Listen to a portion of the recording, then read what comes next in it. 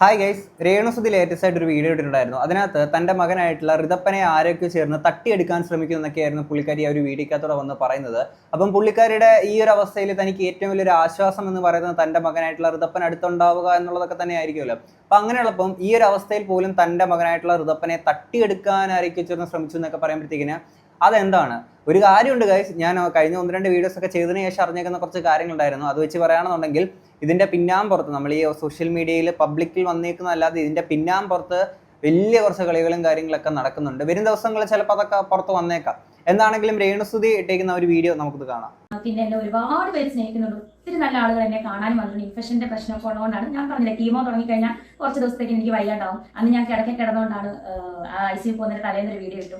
അതെടുത്തിട്ട് പിറ്റേന്ന് ഞാൻ എഴുന്നേറ്റപ്പോൾ അതിനും കുറ്റം. അപ്പം ഞാൻ എഴുന്നേക്കാൻ പാടില്ല, ഞാൻ എപ്പോഴും കിടന്നെങ്കിൽ ഞാൻ ഡെഡ് ബോഡി ആകണമെന്ന് ആഗ്രഹിക്കുന്ന കുറച്ച് പേരുണ്ടെന്ന് എനിക്കിപ്പം മനസ്സിലായി. കാരണം എന്ത് വീഡിയോ ഇട്ടാലും അല്ലെ അവൾ ക്യാൻസർ രോഗിയല്ലേ, അവൾക്ക് സന്തോഷിക്കട്ടെ എന്നല്ല പറയുന്നത്, അവൾ എന്താണ് മരിക്കാത്തതെന്നാണ് ഓർത്തിരിക്കുന്നത്.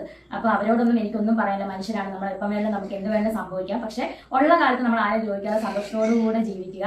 ഒരുപാട് ജനങ്ങൾ ടു ബി ഹോണസ്റ്റ്, ഞാൻ ആത്മാർത്ഥമായിട്ട് ആഗ്രഹിക്കുന്നുണ്ട് നിങ്ങൾ ജീവിതത്തിലോട്ട് തിരിച്ചു വരണം എന്നുള്ള കാര്യങ്ങളൊക്കെ തന്നെ. അത് ഈ ഒരു അവസ്ഥയിലൂടെ പോകുന്ന ഏതൊരാളാണെങ്കിലും നമ്മൾ അങ്ങനെ തന്നെ ആഗ്രഹിക്കുള്ളൂ, നമുക്ക് അങ്ങനെ ആഗ്രഹിക്കാൻ പറ്റുള്ളൂ. തീർച്ചയായിട്ടും നിങ്ങൾ അങ്ങനെ ജീവിതത്തിലോട്ട് തിരിച്ചു വരണം, തീർച്ചയായിട്ടും നിങ്ങൾക്ക് അങ്ങനെ തിരിച്ചു വരാൻ സാധിക്കും. പിന്നെ നിങ്ങൾ ഇത്തരത്തിൽ വയ്യാഴികയോ അവശയായിട്ട് കിടക്കുന്ന അങ്ങനെ കിടക്കാനേ പാടുള്ളൂ എന്നൊന്നും ഒരിക്കലും നമുക്കൊന്നും ആർക്കും അങ്ങനെ പറയാൻ പാടില്ല. അതൊന്നും ശരിയല്ല. കാര്യം വെച്ചാൽ നമ്മളാണെങ്കിൽ ഫസ്റ്റ് വീഡിയോസ് ചെയ്ത സമയത്ത് നമ്മൾ പറഞ്ഞിട്ടുണ്ടായിരുന്നു, ഇപ്പം യൂട്യൂബിലൂടെ വീഡിയോസ് ഒക്കെ ഇടുന്നതിൽ നിന്ന് പുള്ളിക്കാരിക്ക് ഉണ്ടാകുന്ന വരുമാനം കാര്യങ്ങളൊക്കെ ആ ചികിത്സയ്ക്ക് ഉപകാരപ്പെടുന്നതും ഒക്കെ വളരെ നല്ല കാര്യങ്ങളൊക്കെ തന്നെയാണ്. നിങ്ങൾ ഒരിക്കലും അവശയായിട്ട് അയ്യോ വയ്യ അങ്ങനെയൊന്നും പറഞ്ഞ് വീഡിയോ ഇടേണ്ട കാര്യം ഒന്നും ഇല്ല എന്നുള്ളതൊക്കെ നമ്മൾ സംസാരിച്ചിട്ടുണ്ടായിരുന്നു. അങ്ങനെ ഒരു ജീവിതത്തിനോടുള്ള ഒരു പ്രതീക്ഷ എന്ന നിലയിൽ നിങ്ങൾ അങ്ങനെ വീഡിയോസ് ഒക്കെ ചെയ്യാൻ ആഗ്രഹിക്കുന്നതും കാര്യങ്ങളൊക്കെ വളരെ നല്ലതായിരുന്നില്ല. പക്ഷേ ആ കാര്യങ്ങൾ തൻ്റെ മകൻ്റെ അടുത്തുള്ളൊരു റിവഞ്ച് മൂഡിൽ ചെയ്യാനുള്ള പരിപാടികളും കാര്യങ്ങളൊക്കെ ആയിട്ട് ആ ഒരു തരത്തിലോട്ട് മാറ്റുമ്പോഴത്തേക്കിന് നിങ്ങളുടെ ഈ ഒരു അവസ്ഥയിലും നിങ്ങൾ പ്രശ്നങ്ങളുടെ മുകളിൽ പ്രശ്നങ്ങളായിട്ട് വിവാദങ്ങളിൽ നിറഞ്ഞു നിന്നുകൊണ്ട് ആ ഒരു നെഗറ്റിവിറ്റിയിൽ ഉണ്ടാക്കിയിട്ടല്ലേ ഫുള്ള് പൊക്കോണ്ടിരിക്കുന്നത്. നിങ്ങൾക്ക് ഈ ഒരു അവസ്ഥയിൽ കൂടുതലും റെസ്റ്റ് വേണം, ഫോണൊക്കെ ഒന്ന് മാറ്റിച്ച് നിങ്ങൾക്കൊന്ന് സമാധാനത്തെ ഇരിക്കുക, ഒരു സമാധാനം, ഒരു പോസിറ്റീവ് അന്തരീക്ഷം വേണമെന്നുണ്ടെങ്കിൽ നിങ്ങൾ ഈ ഒരു വിവാദപരമായിട്ട്, അല്ലെങ്കിൽ നിങ്ങൾക്കറിയാം ഇതൊരു വിവാദം ഉണ്ടാവുന്ന സംഭവമാണെന്നുള്ളത്. അപ്പം അങ്ങനെയുള്ളപ്പം അത്തരം കാര്യങ്ങൾ ഒഴിവാക്കിയിട്ട് ബാക്കി പരിപാടികൾ നിങ്ങൾ ചെയ്യുമ്പോഴത്തേക്കിന് അത് ബെറ്റർ ആയിരിക്കില്ലേ. അല്ലാതെ ഇപ്പം നിങ്ങളത് വീണ്ടും ആ ഒരു സംഭവങ്ങൾ പറയുമ്പോഴത്തേക്കിന് നിങ്ങളുടെ ജീവിതത്തിൽ കിച്ചു എന്താ ചെയ്തതെന്നോ, നിങ്ങൾ എന്താ ചെയ്തതെന്നോ, ബിഷപ്പ് എന്താ ചെയ്തതെന്നോ ഇതൊന്നും നിങ്ങൾക്ക് മാത്രമേ അറിയത്തുള്ളൂ. പുറത്തുള്ള ആൾക്കാർക്ക് കണ്ടിട്ട് കുറച്ച് ആളുകൾ കിച്ചു പറയുന്നത് ശരി, കുറച്ച് ആളുകൾ രേണുസുതി പറയുന്നത് ശരി, കുറച്ച് ആളുകൾ ബിഷപ്പ് പറയുന്നത് ശരി, അങ്ങനെ 3 തരത്തിലുള്ള ആൾക്കാർ ഇങ്ങനെ തിരിഞ്ഞിട്ട് അതിനനുസരിച്ച് ആരുടെ അടുത്താണോ അവർക്ക് താല്പര്യം തോന്നുന്നു അതിനനുസരിച്ച് അവരെ അങ്ങോട്ട് സപ്പോർട്ട് ചെയ്തൊക്കെ ആയിരിക്കും ആൾക്കാരൊക്കെ സംസാരിക്കുക.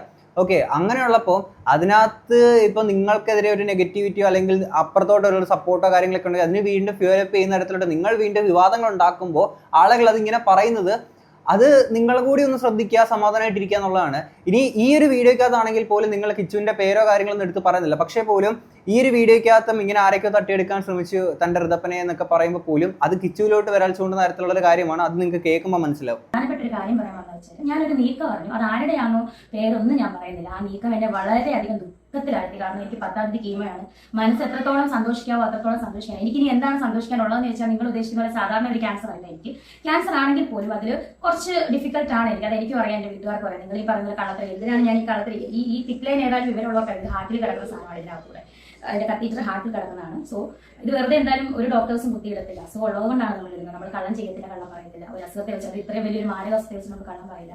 അപ്പൊ സത്യം പറഞ്ഞാൽ എനിക്ക് ഭയങ്കര വിഷമായത് എൻ്റെ കുഞ്ഞ് ഋതപ്പൻ ഇനി എന്നിൽ നിന്ന് അവനെ അവകാശം തട്ടിയെടുക്കാൻ നോക്കുന്നുണ്ട്. അത് ഞാൻ അറിഞ്ഞു. അവൻ്റെ അമ്മ ഞാനാണ്, എനിക്കിനി ആകെ ഉള്ളത് അവനാണ്. എനിക്ക് മാനസികമായിട്ട് വളരെ വിഷമാണ് അവനെ എന്നിൽ നിന്ന് അകറ്റാൻ നോക്കുന്നത്. അറിഞ്ഞു വേറൊന്നുമല്ല, ഞാൻ ക്യാൻസർ പേഷ്യൻ്റ് ആണല്ലോ. അപ്പം ഞാൻ മരിക്കും എന്ന് വിധി എഴുതുന്ന കുറച്ച് പേര് എനിക്ക് ചുറ്റുമുണ്ട്. അവരുമായിട്ട് കൂടിച്ചേർന്നാണ് നീക്കങ്ങൾ. അത് ഞാൻ ഇന്ന് രാവിലെയാണ് അറിഞ്ഞത്. എന്നെ വളരെയധികം വിഷമിപ്പിച്ചു. ഞാൻ കരയില്ല, കാരണം എന്നെപ്പോലെ ക്യാൻസർ പേഷ്യൻസ് കുറേ പേരുണ്ട്. ഞാൻ കരഞ്ഞു കഴിഞ്ഞാൽ അവർക്ക് വിഷമാകും. എന്നെ സ്നേഹിക്കുന്ന ഒരുപാട് നല്ല ആളുകളുണ്ട്, അവർക്ക് വിഷമാകും. അപ്പം ഈ എൻ്റെ കുഞ്ഞ് ഇപ്പം എനിക്ക് എന്തെങ്കിലും, അതായത് ഞാൻ ക്യാൻസർ പേഷ്യൻ്റ് ആണ്. അവൻ്റെ അമ്മ ഉടനെ മരിക്കും, ഞാൻ ഉടനെ മരിക്കും. പിന്നെ അവനാകെ അച്ഛൻ മരിച്ചുപോയി. അപ്പം അവകാശം ഞങ്ങൾക്ക് വേണമെന്ന് ഒരു കൂട്ടർ ഞാൻ ഇന്നത് അറിഞ്ഞു. എന്നിൽ നിന്ന് അകറ്റിക്കൊണ്ട് പോകാൻ. ഞാൻ ആരാണെന്ന് എന്താണെന്ന് ഒന്നും പറയുന്നില്ല, ആരെയും കുറ്റപ്പെടുത്താനല്ല ഈ വീഡിയോ. എനിക്ക് ആകെയുള്ള എൻ്റെ കുഞ്ഞാണ്. അവനെയും കൂടെ എന്നിൽ നിന്ന് അകറ്റിക്കഴിഞ്ഞാൽ ഞാൻ പിന്നെ ഇല്ല.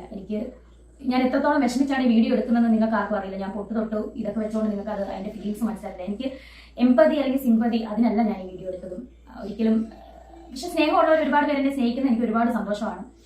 എന്റെ കുഞ്ഞിനെ എനിക്കിനിയിപ്പം ഈ ക്യാൻസറിന്റെ വിഷയം ഇനിയിപ്പം മുന്നോട്ട് 5 കീമോ ഉണ്ട്, അതിൽ കൂടുതൽ അതിലുപരി 2 lakhs മെഡിസിൻ, ഓരോ കീമോയ്ക്കും 2 lakhs മെഡിസിൻ വെച്ച് എനിക്ക് എടുക്കുന്നുണ്ട് ശരീരത്തിൽ. സോ എങ്കിൽ മാത്രമേ ഞാൻ തിരിച്ചു വരത്തുള്ളൂ എന്നാണ് ആ ഒരു ഇത്. അതുകൊണ്ടാണ് ഡോക്ടേഴ്സ് അങ്ങനെയാണ് പറയുന്നത്. നമ്മൾ എല്ലാവരും എനിക്ക് ധൈര്യം തരുന്നുണ്ട്, പക്ഷെ എങ്കിലും ഞാൻ അറിഞ്ഞായിരുന്നു എന്റെ അവസ്ഥ ഇപ്പോഴത്തെ അവസ്ഥയിലാണ്. സോ എനിക്കൊന്നും സംഭവിക്കാതിരിക്കട്ടെ, എന്നെ ഒരുപാട് പേര് സ്നേഹിക്കുന്നുണ്ട്, ദൈവം എനിക്കൊന്നും വരുത്താതിരിക്കട്ടെ എന്റെ തുടർത്തനെ കൊടുത്ത്. അപ്പം അഥവാ എനിക്ക് എന്തെങ്കിലും സംഭവിച്ചാൽ ഈ പബ്ലിക്കിന്റെ മുന്നിൽ ഞാൻ ഒന്ന് പറയാണ്, എന്റെ കുഞ്ഞിനെ ഞാൻ എന്റെ പപ്പ തങ്കച്ചൻ PG, അതായത് ഋതുൽ ദാസിനെ തങ്കച്ചൻ PG, അല്ലെങ്കിൽ കുഞ്ഞുഞ്ഞമ്മ തങ്കച്ചനോ, അല്ലെങ്കിൽ എന്റെ ചേച്ചി രമ്യ ലിബുനെയോ, അല്ലെങ്കിൽ ലിബു എന്റെ ചേട്ടാപ്പി, ഇവരെ 4 പേരെ അല്ലാതെ ഞാൻ വേറെ ആരെയും ഏൽപ്പിക്കത്തില്ല. എനിക്ക് ആരും വിശ്വാസമില്ല. എന്റെ കുഞ്ഞിനെ ഋതുൽ ദാസിനെ ഞാൻ ഈ 4 പേരെ മാത്രമേ ഏൽപ്പിക്കുള്ളൂ. എനിക്ക് എന്തെങ്കിലും ക്യാൻസർ വന്ന് എനിക്ക് എന്തെങ്കിലും സംഭവിച്ചാൽ ഈ 4 പേരായിരിക്കും എന്റെ കുഞ്ഞിനെ നോക്കേണ്ട ഉത്തരവാദിത്തം. ഞാൻ അവരെ ഏൽപ്പിക്കുകയാണ്, പബ്ലിക്കിന്റെ മുന്നിൽ ഞാൻ പറയാണ്, എന്റെ കുഞ്ഞിനെ അവർ 4 പേരല്ലാതെ വേറെ ആർക്കും ഞാൻ കൊടുക്കത്തില്ല എന്റെ കുഞ്ഞിനെ. അതിനുള്ള നിയമപരമായിട്ട് എന്തായാലും മുന്നോട്ട് തന്നെ ഞാൻ പോകും. എന്റെ കുഞ്ഞിനെ തട്ടിയെടുക്കാൻ നോക്കിയാൽ ഞാനത് ചെയ്യും.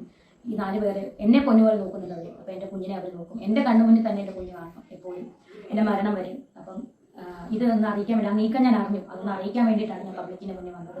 അതാരാണെന്നോ ആരുടെ പേരൊന്നും ഞാൻ പറയുന്നില്ല, എന്താണെന്നൊന്നും ഞാൻ പറയുന്നത്. പക്ഷെ അത് അറിയാവുന്നവർക്കും അറിയാം, എനിക്കും അറിയാം, ഞാൻ അറിഞ്ഞ വിഷയമാണ് എന്റെ കുഞ്ഞിനെ തട്ടിയെടുക്കാൻ നോക്കുന്നത്. ഈ 4 പേരല്ലാതെ ഋതപ്പനെ സ്നേഹിക്കുന്നുണ്ടെങ്കിൽ അല്ലെങ്കിൽ ഋതപ്പനെ വേണമെന്ന് ആവശ്യപ്പെടുന്ന ആരെങ്കിലും ഉണ്ടെങ്കിൽ അത് 2 ആളുകളായിരിക്കും. ഒന്ന് കൊല്ലം സുധിയുടെ എന്ന് പറയുന്ന വ്യക്തിയുടെ ഫാമിലി, അല്ലെങ്കിൽ കിച്ചു. ഈ 2 ആളുകളായിരിക്കുമല്ലോ ഋതപ്പനെ വേണമെന്നുള്ള ഒരു ആവശ്യം പ്രകടിപ്പിക്കുക. അപ്പം അങ്ങനെയുള്ളപ്പം കിച്ചുവിൻ്റെ കാര്യമാണ് നിങ്ങൾ ഈ പറയുന്നതെന്നുണ്ടെങ്കിൽ, കിച്ചു ഇതുപോലെ നിങ്ങളിൽ നിന്നും അകറ്റാൻ ശ്രമിക്കുമെന്ന് പറയുമ്പോൾ നിങ്ങൾക്ക് ഒന്നും സംഭവിക്കാതിരിക്കട്ടെ, അത് തന്നെയാണ് നമ്മളെല്ലാവരും ആഗ്രഹിക്കുന്നത്. ഇപ്പോൾ അങ്ങനെ ഇപ്പം എന്തെങ്കിലും സംഭവിക്കുകയാണെങ്കിൽ തന്നെ ഇപ്പം ഋതപ്പനെ കിച്ചുവിനൊപ്പം കൂടെ കൊണ്ടുപോകണം എന്നുള്ള ആഗ്രഹം പ്രകടിപ്പിക്കുകയാണെങ്കിൽ കിച്ചുവിൻ്റെ സ്വന്തം അനിയനല്ലേ ഋതപ്പൻ, അല്ലെങ്കിൽ ഋതപ്പൻ്റെ ചേട്ടനല്ലേ കിച്ചു. അപ്പൊ ആ ഒരു ബന്ധങ്ങൾക്കിടയിൽ ഒരു വിള്ളലുകൾ വീഴ്ത്തണോ? കാര്യം അവർക്കിടയിൽ ആ ഒരു ബോണ്ടും കാര്യങ്ങളൊക്കെ ഉള്ളതല്ലേ. അവരങ്ങോട്ടും ഇങ്ങോട്ടും അവരുടെ അമ്മ 2 ആണെങ്കിലും അവർക്കിടയിലുള്ള സ്നേഹം, അല്ലെങ്കിൽ അവർ ആ ഒരു ജ്യേഷ്ഠാനുജന്മാരെ പോലെ കഴിയുന്നത്, അത് അകറ്റി നിർത്തേണ്ടുന്നൊരു ആവശ്യകത ഉണ്ടോ? അപ്പൊ അങ്ങനെ ഒരു സ്നേഹം, ഇപ്പം നിങ്ങൾ ഇങ്ങനെ ഒരു അവസ്ഥയിൽ ഇരിക്കുമ്പോഴത്തേക്കിന് നിങ്ങൾക്ക് നാളെ ഒന്നും സംഭവിക്കാതിരിക്കട്ടെ, സപ്പോസ് അതിന് മുന്നേ നിങ്ങളെ ഇതുപോലെ തട്ടിയെടുക്കാൻ ശ്രമിക്കുകയാണ്, അല്ലെങ്കിൽ ഋതപ്പനെ എടുത്തുകൊണ്ട് പോവുകയാണ്, അങ്ങനെ ഒരു രീതിയിലുള്ള പ്രവൃത്തികളൊക്കെ ഇപ്പൊ കിച്ചുവിന്റെ ഭാഗത്തുനിന്നാണെങ്കിൽ ആരുടെ ഭാഗത്തുനിന്നാണെങ്കിലും ഉണ്ടാവുകയെന്നുണ്ടെങ്കിൽ ഇതിനകത്ത് സഹായത്തിന് നിൽക്കുന്ന ആരൊക്കെയാണെന്നോ എന്തോ ആയിക്കോട്ടെ, ആണെങ്കിൽ കണ്ടുകൊണ്ടിരിക്കുന്ന ആൾക്കാരാണെങ്കിലും അതിന് കൂട്ടു നിൽക്കില്ല എന്നുള്ളതാണ് ഞാൻ വിശ്വസിക്കുന്നത്. ബാക്കി കേൾക്കാം. എന്നെപ്പറ്റി കഴിഞ്ഞ ദിവസം നമ്മുടെ നോബൽ ഫിലിപ്പ് അമ്പലവേലി ബിഷപ്പ്, അദ്ദേഹം ഒരു പ്രീസ്റ്റാണ്. എന്നെപ്പറ്റി കുറച്ച് കാര്യങ്ങളൊക്കെ ഇന്റർവ്യൂവിൽ പറഞ്ഞു. സോ അദ്ദേഹത്തെ ഒരുപാട് പേര് കുറ്റം പറയുന്നത്. നിങ്ങളൊരു കാര്യം മനസ്സിലാക്കണം, അദ്ദേഹം ഒരു പ്രീസ്റ്റാണ്. അദ്ദേഹം എന്തുമാകട്ടെ, എന്നെ പറ്റി സോഷ്യൽ മീഡിയയിൽ അദ്ദേഹവും പറഞ്ഞിട്ടുണ്ടായിരുന്നു, ഞാനും അദ്ദേഹത്തെ പറഞ്ഞിട്ടുണ്ടായിരുന്നു. ഞങ്ങൾ രണ്ടും സോഷ്യൽ മീഡിയയിൽ പറഞ്ഞിട്ടുള്ളതല്ലാതെ, കുറച്ച് വ്ളോഗേഴ്സ് അത് വലിയ കാര്യത്തിൽ എടുത്തിട്ടുള്ളതല്ലാതെ, ഞങ്ങൾ രണ്ടും ഇന്നീ നിമിഷം വരെ നേരെ ഒരു നോട്ടം കൊണ്ടോ സംസാരം കൊണ്ടോ നേരെ ഒന്നും ഞങ്ങൾ വിദ്വേഷത്തോടെ പെരുമാറിയിട്ടില്ല അദ്ദേഹത്തോട്. എനിക്ക് അസുഖമാണെന്ന് അറിഞ്ഞ് അദ്ദേഹം ഈ വീട്ടിൽ വന്ന് എനിക്ക് വേണ്ടി പ്രാർത്ഥിച്ചിട്ടുണ്ട്. അദ്ദേഹം ഒരു ദൈവ പുരുഷനാണ്. എല്ലാം മറന്നിട്ട് അദ്ദേഹം എനിക്ക് വേണ്ടി ദൈവമേ ആ കൊച്ചിന്റെ അസുഖം മാറ്റണമെന്ന് പ്രാർത്ഥിച്ചിട്ടുണ്ടെങ്കിൽ അദ്ദേഹം ഒരു വലിയൊരു ദൈവ പുരുഷനാണ്. ദൈവികമായിട്ടുള്ള ചൈതന്യം അദ്ദേഹത്തിനുള്ളത് കൊണ്ട് മാത്രമാണ് അദ്ദേഹം എന്നെ കാണാൻ വന്നതും പ്രാർത്ഥിച്ചത്. ഞാൻ അദ്ദേഹത്തോട് പബ്ലിക്കായിട്ട് ക്ഷമ ചോദിച്ചു, ഇനിയും ഞാൻ ക്ഷമ ചോദിക്കുന്നു. അദ്ദേഹം ഇന്നും വന്ന് പ്രാർത്ഥിച്ചു. എനിക്കതിന്റെ ജീവിതത്തിൽ വലിയൊരു ആശ്വാസമാണ്. നിങ്ങൾ അദ്ദേഹത്തെ വെറുതെ കുറ്റം പറയരുത്. അദ്ദേഹം ഒരു വീട് കൊടുത്തെന്നല്ലാതെ അദ്ദേഹം വേറൊരു തെറ്റും ചെയ്തില്ല. അതിനു വേണ്ടിയിട്ട് ഒരുപാട് അദ്ദേഹം കേട്ടു. ഈ ഒരു കൊല്ലം സുധീർ 2 മക്കൾക്ക് വീട് കൊടുത്ത ആ ഒരു കുറ്റമല്ലാതെ, അത് കുറ്റം തന്നെ പറഞ്ഞു, കാരണം അതുപോലായിരുന്നു പ്രശ്നങ്ങൾ മുഴുവനും. അതോടുകൂടി അദ്ദേഹത്തിന് മനസ്സമാധാനം പോയെന്നാണ് എൻ്റെ ഒരു വിശ്വാസം, സത്യം പറഞ്ഞു. അതോടുകൂടി സോഷ്യൽ മീഡിയയിൽ ഒരുപാട് പ്രശ്നങ്ങളുണ്ടായി. എങ്കിൽ പോലും അദ്ദേഹം എല്ലാ വിഷമങ്ങളും മറന്ന് എനിക്ക് അസുഖമാണെന്ന് പറഞ്ഞപ്പോൾ അദ്ദേഹം ഈ സുധിയിലേക്ക് വരികയും പ്രാർത്ഥിക്കുകയും ചെയ്തു. വലിയൊരു ദൈവപുരുഷനാണ് അദ്ദേഹത്തെ. ഞാൻ അങ്ങനെയാണ് കാണുന്നത്. വെറുതെ അദ്ദേഹത്തെ ആവശ്യമില്ലാതെ ആരും കുറ്റപ്പെടുത്തരുത്. നിങ്ങൾ സത്യം അറിയാതെയാണ് കാരണം കുറ്റപ്പെടുത്തുന്നത്. ബിഷപ്പിന്റെയും രേണുസുതി ഇവരുടെയൊക്കെ കാര്യം പറയുമ്പോഴത്തേക്ക് മറ്റേ സിനിമയ്ക്കകത്തുള്ള ഡയലോഗ് എനിക്ക് ഓർമ്മ വരുന്നത്, നേരത്തെ ഇവർ കീരിയും പാമ്പും ആയിരുന്നെങ്കിൽ ഇപ്പൊ അവർ അപ്പനും മക്കളും കണ്ടോണ്ടിരുന്നത് നമ്മളെല്ലാവരും നായിന്റെ മക്കൾ എന്നുള്ളൊരു ലൈനാണ്. ഇവിടെ രേണുസുതിയുടെക്ക് ഈ ഒരു അവസ്ഥ വന്നപ്പോഴാണ് ആ ഒരു വ്യക്തി ഇവർക്ക് ചെയ്തു കൊടുത്തിരിക്കുന്ന സഹായങ്ങളും, അല്ലെങ്കിൽ ആ ഒരു വ്യക്തി മുൻകാലങ്ങളിൽ എത്രത്തോളം നല്ലൊരു വ്യക്തിയായിരുന്നു എന്നുള്ള കാര്യങ്ങളൊക്കെ തന്നെ ഇവർക്ക് മനസ്സിലാവുന്നത്. എന്നാൽ ഇന്ന് ആ ഒരു പുരോഹിതന്റെ ഭാഗത്തുനിന്നുണ്ടായിരിക്കുന്ന സംഭവങ്ങൾ നമ്മൾ മുമ്പൊക്കെ വീഡിയോസിനകത്തൊക്കെ സംസാരിച്ചതാണ്. കിച്ചു എന്ന് പറയുന്ന 23 വയസ്സ് മാത്രം പ്രായമുള്ള ഒരു പയ്യൻ്റെ അടുത്ത് ആ ഒരു പക്വത പോലും കാണിക്കുന്ന തരത്തിൽ പുള്ളിയുടെ ഇന്റർവ്യൂസിനകത്തൊക്കെ ആണെങ്കിലും വന്ന് പുള്ളി സംസാരിക്കുന്ന കാര്യങ്ങളൊക്കെ നമ്മൾ കണ്ടിട്ടുണ്ടായിരുന്നു. അപ്പോൾ ആ ഒരു വ്യക്തി ഇപ്പോൾ പുള്ളിക്കാരിനെ മുൻപ് പുള്ളിക്കാരി വിഷപ്പാമ്പെന്നും ഒക്കെ തന്നെ അദ്ദേഹത്തെ വിളിച്ചിരിക്കുന്ന സംഭവങ്ങളൊക്കെ മറന്നുകൊണ്ട് ഇത്തരത്തിൽ ആ ഒരു വീണ്ടും ആ ഒരു സ്നേഹം പ്രകടിപ്പിക്കുകയും അതുപോലെ ഒപ്പം ആ ഒരു കരുതൽ കൊടുക്കുകയും കൂടെ ചേർത്ത് നിർത്തിയൊക്കെ വളരെ നല്ല കാര്യങ്ങളൊക്കെ തന്നെയാണ്. എന്നാൽ ഇതേ ബിഷപ്പ് തന്നെ ഇപ്പൊ കിച്ചുവിനെ പറ്റിയിട്ട് ഈ പറഞ്ഞിരിക്കുന്ന കാര്യങ്ങൾ കേട്ടില്ല. എന്നാൽ തൊട്ട് മുന്നേ അടുത്തൊരു വീഡിയോ കണ്ടിട്ട് ഞാൻ അതുകൂടി ഇവിടെ സൈഡിൽ കൊടുക്കാം. എനിക്ക് രാഹുൽ ദാസുമായിട്ട് യാതൊരു വ്യക്തിപരമായ വൈരാഗ്യങ്ങളോ ഒന്നും തന്നെയില്ല. കിച്ചു എന്ന് പറയുന്ന രാഹുൽ ദാസിനും ഋതുൽ ദാസിനും അവകാശപ്പെട്ട വീടിന് മുൻപിലാണ് നിൽക്കുന്നത്. അത് അവരുടെ വീടാണ്, അവരവിടെ സന്തോഷമായി ജീവിക്കട്ടെ. സോഷ്യൽ മീഡിയ ആണ് ഇങ്ങനെയുള്ള സംസാരങ്ങളൊക്കെ ഉണ്ടാക്കുന്നത്. ഞാനും രാഹുൽ ദാസുമായിട്ട് വ്യക്തിപരമായിട്ട് യാതൊരു രീതിയിലുള്ള പ്രശ്നങ്ങളും ഇല്ല, ഒരു പ്രശ്നങ്ങളും ഇല്ല. വ്യക്തിപരമായിട്ട് ഞാൻ ഇന്നുവരെ ആകെ 2 വട്ടമേ രാഹുൽ ദാസിനെ കണ്ടിട്ടുള്ളൂ. സോഷ്യൽ മീഡിയ ആണ് ഇഷ്യൂസ് എല്ലാം ഉണ്ടാക്കിക്കൊണ്ടിരിക്കുന്നത്.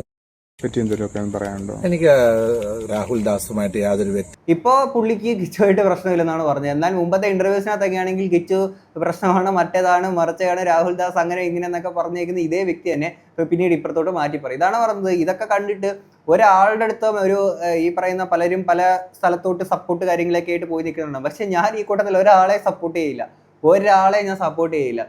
ഞാൻ ആരെയും എന്താ പറയാ, എനിക്ക് കാണണമെന്ന് പറഞ്ഞാൽ ഞാൻ ആരെയും നിർബന്ധിച്ചിട്ടോ ഒന്നുമല്ല ആരും വരുന്നത്. എന്നെ സ്നേഹിക്കുന്നവരും ഞാൻ സ്നേഹിക്കുന്നവരും മാത്രമാണ് എന്നെ കാണാൻ വരുന്നതും. എനിക്കത് സന്തോഷമുള്ളൂ. ഞാൻ ആരെയും നിർബന്ധിച്ചിട്ടൊന്നുമില്ല. പിന്നെ ഞാൻ അങ്ങോട്ട് കയറി ആരെയും വിളിച്ച് നിർബന്ധിക്കുമൊന്നുമില്ല. എനിക്ക് എന്റെ മനസ്സെന്ന് പറഞ്ഞാൽ എല്ലാവരെയും എനിക്ക് കാണാൻ വളരെ സന്തോഷമാണ്. എന്നെ കാണാൻ വരുന്നത് പറഞ്ഞാൽ എനിക്ക് വളരെ എന്റെ മനസ്സിന് വളരെ ഒരു സന്തോഷമാണ്. എനിക്ക് വേണ്ടി പ്രാർത്ഥിക്കുന്ന ഒരുപാട് ദൈവജനങ്ങളുണ്ട്, ദൈവ മക്കളുണ്ട്, എനിക്ക് വേണ്ടി വഴിപാട് കഴിക്കുന്നവരുണ്ട്, എനിക്ക് വേണ്ടി നേർച്ച കഴിക്കുന്നവരുണ്ട്. അവരോടൊക്കെ ഞാൻ ഏത് രീതിയിലാണ് ഞാൻ കടപ്പെട്ടിരിക്കുന്നതെന്ന് എനിക്ക് ഇതുവരെയായിട്ടും അറിയില്ല. ഞാൻ എങ്ങനെ അവരോടൊക്കെ ഇങ്ങനെ ഇതിന് തിരിച്ച് ഞാൻ നന്ദി പറയുന്നത് എനിക്കറിയില്ല. എനിക്ക് ആകെയുള്ള വരുമാന മാർഗ്ഗം എൻ്റെ യൂട്യൂബ് ചാനൽ മാത്രമാണ്. എനിക്ക് കീമോ എടുക്കാനുള്ള മരുന്നും അതുപോലെ ആ മരുന്നിന്റെ കൂട്ടത്തിൽ വേറെ 2 lakhs മരുന്നും ഓരോ കീമോയ്ക്കും ഞാനത് ഉണ്ടാക്കണം. എനിക്കത് എങ്ങനെയാണ് എന്ന് എനിക്ക് ഇപ്പോഴും ഒരു ഇതില്ല.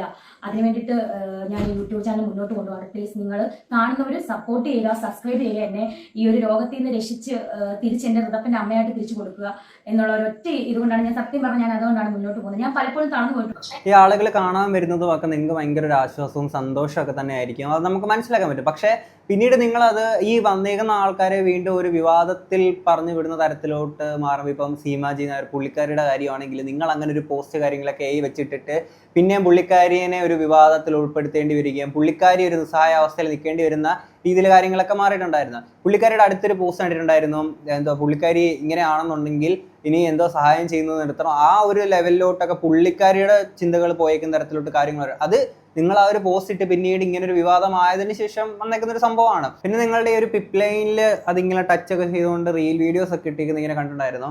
അപ്പൊ അതിനകത്ത് നിങ്ങൾക്ക് ഇത് നിങ്ങളുടെ ഹെൽത്തി ആയിട്ടിരിക്കുന്ന സമയത്തേക്ക് ചെയ്ത കാര്യങ്ങൾ തന്നെ ഈ സമയത്തും ചെയ്യാൻ ആഗ്രഹിക്കുന്നതും അങ്ങനെ ചെയ്യുന്നതും ഒക്കെ തന്നെ നമുക്ക് മനസ്സിലാക്കാൻ പറ്റും. നിങ്ങൾക്ക് സന്തോഷം കിട്ടുന്നതുകൊണ്ട് ആ ഒരു സന്തോഷങ്ങൾ കിട്ടാൻ വേണ്ടിയിട്ടൊക്കെ തന്നെ ആയിരിക്കും നിങ്ങളത് ചെയ്യുന്നത് നമുക്ക് മനസ്സിലാക്കാൻ പറ്റും. പക്ഷേ എല്ലാ ആളുകളും അതുപോലെ ഉൾക്കൊള്ളാൻ പറ്റി എന്നുള്ളത് വരത്തില്ല. കാര്യം ഇങ്ങനെ ഒരു അവസ്ഥയിൽ കിടക്കുമ്പോഴത്തേക്കിന് ഇങ്ങനെ തട്ടുകയാണോ അല്ലെങ്കിൽ ഇതെന്താണ്, അപ്പോൾ ഈ ഒരു രോഗം എന്നൊക്കെ പറയുന്നത് നാടകമാണ്, അഭിനയമാണ്, ഇങ്ങനെയൊന്നും ഇല്ല എന്നൊക്കെയുള്ള കുറേ സംഭവങ്ങൾ ഒരു സൈഡിൽ നിന്ന് ആൾക്കാരുടെ വീഡിയോസ് കാര്യങ്ങളൊക്കെ നമ്മളിങ്ങനെ കണ്ടിട്ടുണ്ട്. അതാണെന്ന് തോന്നുന്നു പുള്ളിക്കാരിയോട് പറയുന്നത് ഇങ്ങനൊരു സംഭവം ഇട്ടേക്കുന്നത് ഇത് എനിക്ക് ശരിക്കും അങ്ങനെ ഒരു അസുഖമാണ് അതുകൊണ്ടാണെന്നുള്ള രീതിയിലൊക്കെ പറയേണ്ടി വരുന്നത് ഭയങ്കര ദയനീയമായിട്ടുള്ളൊരു കാര്യം തന്നെയാണ്. പക്ഷേ ആൾക്കാരിലോട്ട് പിന്നെയും ബാക്കിയുള്ള എല്ലാ കാര്യങ്ങളും പൊക്കോട്ടെ, വീണ്ടും ഈ ഒരു അവസ്ഥയിൽ നിൽക്കുമ്പോൾ വീണ്ടും കണ്ടിന്യൂസ്ലി വിവാദങ്ങൾ ഉണ്ടായിക്കൊണ്ടിരിക്കുന്ന നിങ്ങൾക്ക് നിങ്ങളുടെ മെൻ്റൽ ഹെൽത്ത് എത്രത്തോളം ഈ ഒരു അവസ്ഥയിൽ ഓക്കെ ആണെന്നുള്ളത് നമുക്കറിയത്തില്ല.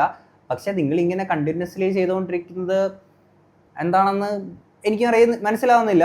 നിങ്ങൾ ചെയ്യുന്ന കാര്യങ്ങളൊക്കെ തന്നെയാണ് നിങ്ങൾ അനുഭവിച്ചുകൊണ്ടിരിക്കുന്നത്, അല്ലെങ്കിൽ ഇപ്പോഴും നിങ്ങൾ അനുഭവിക്കുന്നത് ഇപ്പം നിങ്ങൾ ചെയ്തുകൊണ്ടിരിക്കുന്ന കാര്യങ്ങൾക്കാണ്. ഇന്നലകളിൽ ചെയ്തത് ആളുകൾ അത് ഒരു മനുഷ്യത്വത്തിൻ്റെ പുറത്ത് ആൾക്കാരൊക്കെ അത് പിന്നെയും അതിനെപ്പറ്റിയിട്ട് സംസാരിക്കാതെ വിട്ട് കളഞ്ഞപ്പോൾ പോലും ആ ആൾക്കാരെ പോലും വീണ്ടും ഇപ്പം സംസാരിപ്പിച്ചേക്കുന്നത് നിങ്ങളുടെ ഇപ്പം ചെയ്യുന്ന കാര്യങ്ങളൊക്കെ തന്നെയാണ് എന്നുള്ളത് മനസ്സിലാക്കുക. കാർന്ന് തിന്നുന്ന ക്യാൻസറിനേക്കാൾ വളരെ വിഷമുള്ള ക്യാൻസർ ഉള്ള നാക്കുള്ളവരും അല്ലെങ്കിൽ അതുപോലെ കമന്റ് ഇടുന്നവരെ പറ്റി എനിക്ക് ഒന്നും പറയാനില്ല. അവരെയൊക്കെ ദൈവം അനുഗ്രഹിക്കട്ടെ, അവർക്ക് ആർക്കും ഒരു അസുഖം വരാതെ ദൈവം നമ്മളെ കാത്തു സൂക്ഷിക്കട്ടെ എന്ന് മാത്രം എനിക്ക് പ്രാർത്ഥിച്ചുകൊണ്ട് എൻ്റെ ചാനൽ നിങ്ങൾ ലൈക്ക് ചെയ്യുക, ഷെയർ ചെയ്യുക, സപ്പോർട്ട് ചെയ്യുക, സബ്സ്ക്രൈബ് ചെയ്യുക. So thank you. ഈ പറഞ്ഞ കൂട്ടത്തിൽ നിങ്ങൾ ചില കാര്യങ്ങൾ സ്വയം ഒന്ന് വിലയിരുത്തുന്നത് നല്ലതായിരിക്കും. ഞാൻ കഴിഞ്ഞിട്ടിരിക്കുന്ന വീഡിയോസിനകത്തല്ല ഇത് തന്നെയാണ് പറഞ്ഞത്. അല്ലെങ്കിലും ഇവർക്കൊന്നും അങ്ങനെ വിലയിരുത്തുക അങ്ങനെയൊന്നും മനസ്സിലായി എന്നുള്ളത് വരത്തില്ല. നിങ്ങളുടെയൊക്കെ അവസ്ഥ ഞാൻ പറഞ്ഞത് നേരത്തെ പറഞ്ഞില്ല, ആത്മാർത്ഥമായിട്ട് നിങ്ങൾ ജീവിതത്തിലോട്ട് തിരിച്ചു വരണമെന്നും അല്ലെങ്കിൽ നിങ്ങളുടെ ആണെങ്കിൽ ഏതൊരു വ്യക്തിയാണ് ഈ ഒരു അവസ്ഥയിൽ പോകുന്നത് കാണുമ്പോഴത്തേക്കും നമുക്ക് സങ്കടം തോന്നും. പക്ഷെ നിങ്ങൾ എന്തോ ഇത് പിന്നെ വിവാദങ്ങൾ ഉണ്ടാകുന്നത് നിങ്ങളുടെ കിച്ചു അങ്ങനെ തട്ടിയെടുക്കാൻ ശ്രമിക്കുകയോ കാര്യങ്ങളോ ഒക്കെ ചെയ്യുകയാണെന്നൊക്കെ പറയുമ്പോഴത്തേക്കിനും നിങ്ങളൊരു നിയമപരമായിട്ട് നിങ്ങൾ മൂവ് ചെയ്യുമോ, അങ്ങനത്തെ കാര്യങ്ങളൊക്കെ ഉണ്ടായെന്നുണ്ടെങ്കിൽ അതല്ലേ ചെയ്യേണ്ടുന്നത്. ഇപ്പം ഇതിനകത്ത് വേറെ ഇടയിൽ കൂടെ വേറെ കുറെ പരിപാടികൾ നടക്കുന്നുണ്ട്. ഇതിൻ്റെ ഇടയ്ക്ക് ഇതിപ്പം ഞാൻ രേണുസുധീനെ മാത്രം കുറ്റപ്പെടുത്തിയത് മാത്രമൊന്നുമല്ല. ഇതിൻ്റെ ഇടയ്ക്ക് ഇപ്പം കിച്ചുവിൻ്റെ സൈഡിൽ നിന്നാണെങ്കിലും ബിഷപ്പിൻ്റെ സൈഡിൽ നിന്നാണെങ്കിലും പിന്നെ ഇതിൻ്റെ ഇടയ്ക്ക് മുൻനിരയിലോട്ട് വരാതെ പിന്നാമ്പുറത്തുനിന്ന് കളിക്കുന്ന വേറെ കുറച്ച് ടീംസ് കാര്യങ്ങളൊക്കെ അത് ഇപ്പോൾ വരും ദിവസങ്ങളിൽ ചിലപ്പോൾ പുറത്തോട്ട് വന്നേക്കുമായിരിക്കും. അപ്പം നിങ്ങൾ എല്ലാവരും അറിയുന്നതായിരിക്കും. ഇതിൻ്റെ ഇടയ്ക്കൂടെ വേറെ കളികൾ നടത്തുന്ന കുറേ ആൾക്കാർ, ഇവരുടെ ഒപ്പം നിൽക്കുന്ന സുഹൃത്തുക്കൾ എല്ലാവരും കണക്കാണ്. ഇപ്പോൾ ഈ ഒരു അവസരത്തിൽ കൂടുതലായിട്ടൊന്നും പറയുന്നില്ല. ഇത്രയും കേട്ട് നിങ്ങൾക്ക് എന്താ തോന്നുന്നത് എന്നുള്ളത് തീർച്ചയായും കമന്റ് ബോക്സിൽ പറയാം. നമുക്ക് അടുത്തൊരു വീഡിയോ ആയിട്ട് കാണാം. അപ്പോൾ ശരി, ബൈ.